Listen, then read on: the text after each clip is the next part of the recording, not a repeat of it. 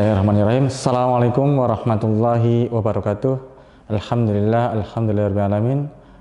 Berjumpa lagi dalam acara pesantren virtual Pismadin Yain Surakarta. Kita melanjutkan pembahasan tentang transaksi dalam Islam. Kali ini membahas tentang transaksi amanah dan juga transaksi kerjasama. Oke, transaksi akad amanah dalam Islam ada 3: wadiah, ariyah, dan luqotoh. Wadiah itu titipan, ariyah itu pinjaman, luqotoh itu barang temuan. Kita bahas satu persatu. Apa sih itu yang dimaksud dengan wadiah? Kata wadiah berasal dari kata wada'a asyai. Wada'a asyai. Syai itu sesuatu. Jika ia meninggalkannya pada orang yang menerima titipan. Adapun wadiah secara istilah atau terminologi yaitu pemberian kuasa oleh penitip kepada orang penjaga hartanya tanpa kompensasi, itu ganti rugi. Nah, itu wadiah. Jadi menitipkan sesuatu tanpa titipan. Jadi harta di sini boleh berupa uang ataupun barang. Nah, jadi kan menjaga hartanya. Harta di sini boleh berupa barang ataupun uang dan yang lainnya.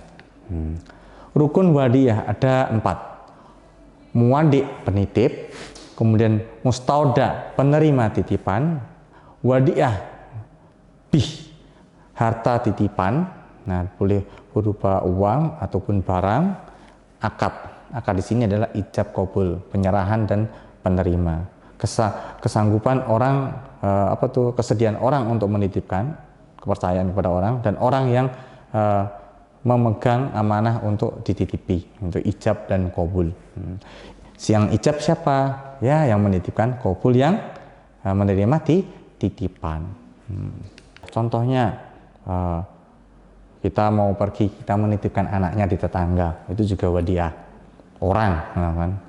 Kemudian kita punya laptop atau HP, kita mau ada acara, kita kasihkan ke teman kita untuk dijaga, ataupun sepeda ataupun mobil kita serahkan ke yang kita percayai untuk menjaganya. Bolehkah menggunakan? Ulama berpendapat, ada yang berpendapat biasanya boleh menggunakan, ada yang tidak. Yang boleh juga mempunyai syarat, apabila barang itu rusak maka harus menggantinya, atau hilang juga menggantinya. Nah, itu yang membolehkan dalam wadiah ini. Wadiah dalam perbankan dikembangkan dalam aplikasi perbankan. Nah, ada wadiah yad amanah dan yad domanah, nah gitu kan. Dan itu nanti di pelajaran perbankan apakah lebih detail lagi tentang pembagian wadiah atau jenis-jenis wadiah.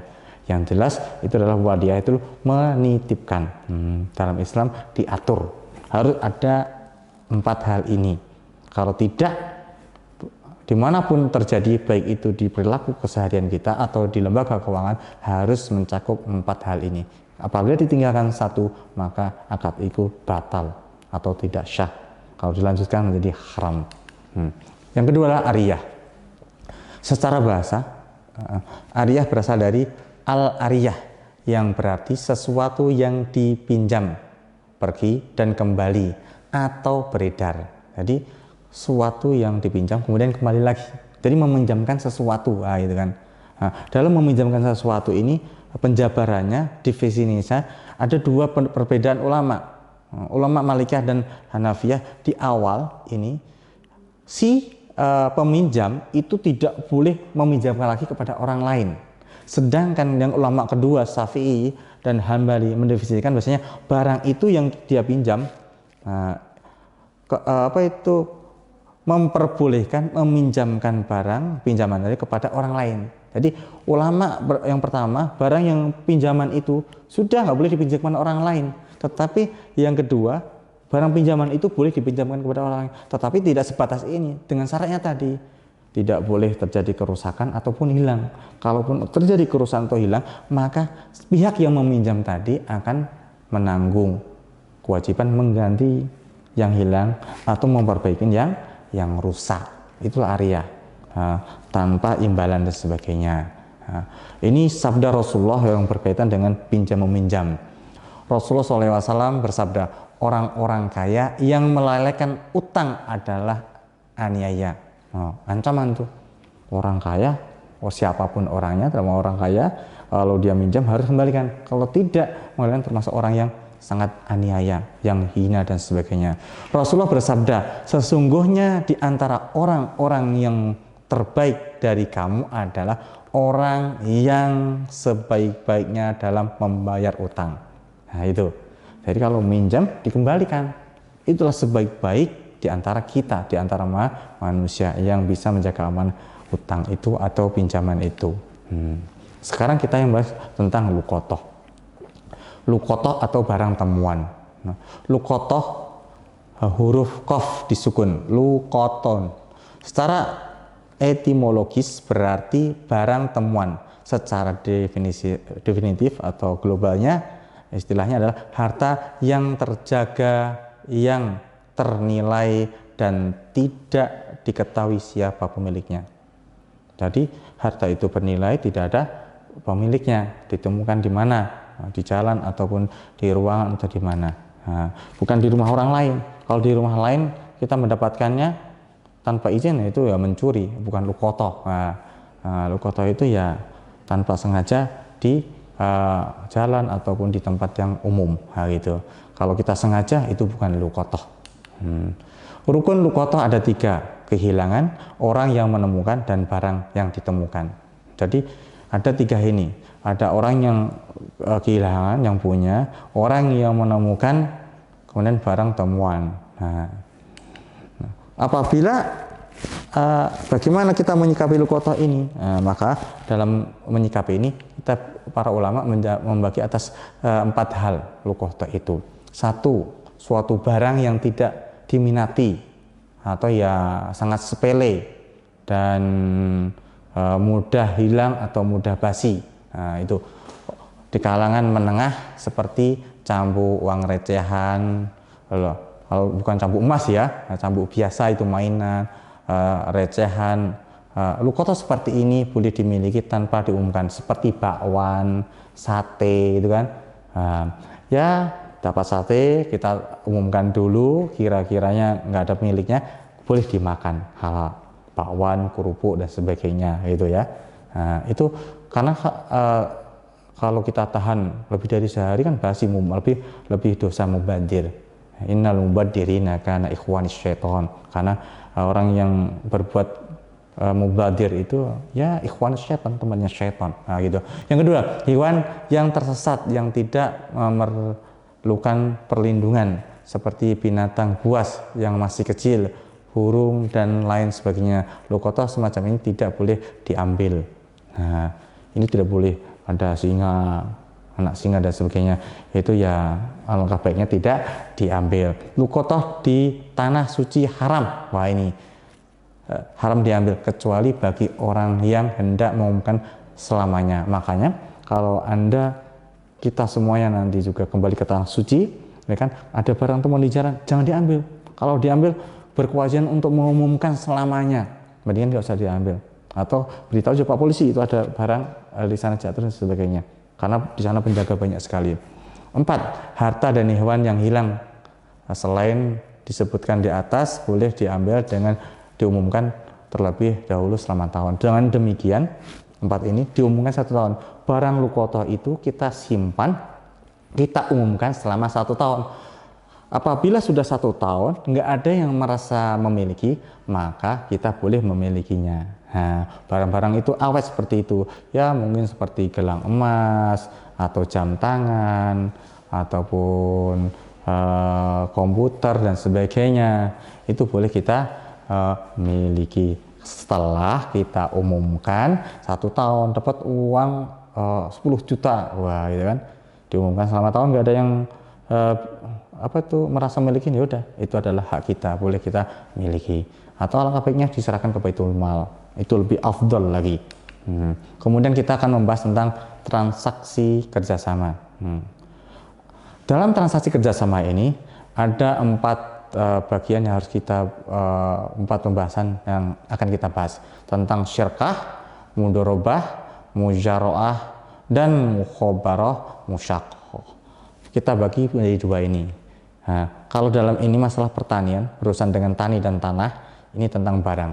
Biasanya tentang barang. Nah, oke, kita membahas tentang mudorobah dulu. Apa itu mudorobah? Akad yang dilakukan oleh sohibul mal dengan mudorobah untuk urusan tertentu dengan pembagian ketentuan sesuai dengan kesepakatan. Perhatikan dulu di sini, yaitu akad transaksi yang dilakukan oleh sohibul mal. Sohibul mal adalah pemilik modal, ya, harta, pemilik harta. Mudorobah yang mempunyai keahlian, yang mempunyai keahlian atau yang mempunyai keterampilan untuk sebuah usaha tertentu dengan pembagian keuntungan sesuai dengan kesepakatan. Jadi antara pemilik modal dan pelaksana. Contoh sampean apa itu namanya Muhammad. Nah, itu saya Amin. Saya orang kaya, mempunyai banyak harta. Sedangkan sampean Muhammad adalah orang yang terampil, kreatif, pintar masak dan sebagainya, ingin usaha dalam kuliner, maka datang ke saya, kerjasama. Saya sebagai pemunya modal, kalian sebagai orang yang mempunyai kreatif yang melakukan usaha. Nah, saya sebagai sohibul mal, panjenengan Muhammad sebagai mudorobah yang berusaha. Nah, kerjasama itu nanti waktu kerjasama keuntungan sudah disepakati berapa persen, itu disebut dengan mudorobah. Nah, maka dari tadi bisa disimpulkan rukunnya siapa? Ada sohibul mal, ada mudorobah, ada roksul mal, harta, roksul mal, yang ketiga adalah roksul mal, harta yang dimiliki tadi. Ada jenis usahanya, usaha, beserta kemudian ijab dan kabul. Dan ijab kabul itu disepakati berapa persen keuntungannya. Nah, jadi minimal itu. Ada yang punya harta, ada usaha, ada sohibul malnya, jenis usaha dan kesepakatan. Itu rukun dari mudorobah. Sekarang kita membahas tentang musyarakah. Apa itu musyarakah atau syirkah? Syirkah itu kerjasama antara dua belah pihak atau lebih untuk melakukan suatu usaha tertentu yang halal dan produktif, dan rasio akan ditanggung sesuai dengan porsi kerjasama. Hampir sama dengan mudorobah, sama-sama kerjasama, tetapi dalam musyarakah ini kerjasamanya dua orang atau lebih. Nah, kemudian perbedaannya apa? Dalam musyarakah ini mereka andil dalam modal. Kalau mudorobah tadi kerjasama hanya dua orang, yang satu punya modal, yang satu usaha. Tetapi dalam musyarakah ini kerjasama dua orang atau lebih, yang mana mereka semuanya punya andil dalam modal untuk sebuah usaha, yang mana nanti untuk rasio akan ditanggung sesuai dengan porsi kerjasama tadi, berapa persen. Si A berapa persen modalnya, si B berapa persen, si C berapa persen, nanti rasionya ya sesuai dengan presentasi dan kesepakatan bersama. Itulah musyarakah, perbedaannya antara mudorobah dan musyarakah, sama-sama kerjasama, tapi di sini dalam modal berbeda. Saya tekankan lagi, kalau mudorobah tadi ini antara dua belah pihak saja, yang mana satu yang sebagai yang punya andil modal hanya satu pihak, yang satu sebagai pelaksana atau keahlian. Sedangkan dalam musyarakah itu kerjasama dua orang atau lebih, semuanya punya andil dalam modal. Oke, selanjutnya kita membahas tentang muzara'ah dan mukhobaroh. Muzara'ah ini dan mukhobaroh ini sama-sama kerjasama dalam bidang pertanian antara pemilik lahan, pemilik sawah, dan si penggarap. Mereka kerjasama untuk menanam sehingga bisa sampai memanen. Perbedaannya di sini, di mana benih tanamannya berasal dari pertanian atau penggarap. Ini disebut dengan muzara'ah. Kalau muzara'ah, benihnya berasal dari si penggarap. Tetapi kalau mukhobaroh, benihnya dari si pemilik sawah tadi. Nah, pemilik lahan atau sawah. Itu hanya perbedaannya. Yang lain sama-sama menggarap tanah atau sawah atau kebun. Perbedaannya di mana benih tanamannya. Kalau muzara'ah tadi, siapa benihnya? si penggarap. Kalau mukhobaroh, siapa benihnya? Pemilik tanah atau sawah. Oke, bisa dipahami semuanya. Yang terakhir kita tentang musyaqqah. Gampang ini musyaqqah. Berasal dari kata asyakyu yang artinya menyiram. Asyak itu menyiram. Kata menyiram berarti sebuah tugas untuk menyirami. Nah, gitu kan? Nah, ingat. Sedangkan menurut istilah musyaqqah adalah kerjasama antara pemilik kebun tanah dengan petani penggarap yang hasilnya dibagi berdasarkan perjanjian. Istilah di sini adalah meminjam tenaga seseorang untuk menjaga dan menggarap. Jadi menyiram, jadi meminta bantuan orang untuk menggarap tanaman itu. Kalau di era sekarang di pesawahan itu banyak melon ataupun semangka. Para petani melon, semangka itu pemiliknya membutuhkan orang untuk menyirami, untuk menyemprot hama-hama, untuk memilihin daun-daun yang nggak bagus, untuk mendeteksi penyakit apa, sampai dari awal penanaman sampai panen. Ini disebut musyaqqah, kerjasama seorang petani dan si penggarap atau pemelihara. Yang mana nanti di akhir itu ya nanti pembagian, kamu dapat imbalan berapa, baik uang atau barang yang ditanam tadi yang dipelihara, baik melon atau semangka ataupun yang lain. Demikian tadi perihal uraian-uraian tentang transaksi-transaksi dalam Islam. Tidak semua bisa kami jelaskan. Untuk penjelasan yang lebih detail lagi nanti kita jumpa dalam sesi yang lain. Demikian pertemuan hari ini. Mohon maaf perihal kata-kata yang kurang enak. Assalamualaikum warahmatullahi wabarakatuh. Ila liqa.